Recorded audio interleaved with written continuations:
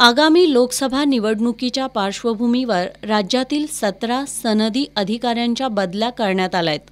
यामध्ये कोल्हापूरचे जिल्हाधिकारी राहुल रेखावार यांची पुणे इथं महाराष्ट्र राज्य शैक्षणिक संशोधन आणि परीक्षण परिषदेच्या संचालकपदी बदली झाली आहे। त्यांच्या जागी अमोल जगन्नाथ एडगे यांची जिल्हाधिकारी म्हणून नियुक्ती झाली आहे।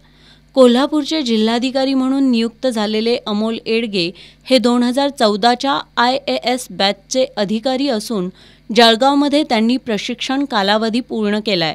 त्यानंतर त्यांनी हिंगोली जिल्ह्यातील कळमनुरी इथं सहाय्यक जिल्हाधिकारी, नाशिक इथं सहाय्यक जिल्हाधिकारी, बीड जिल्हा परिषदेचे मुख्य कार्यकारी अधिकारी, यवतमाळमध्ये जिल्हाधिकारी म्हणून काम केलंय।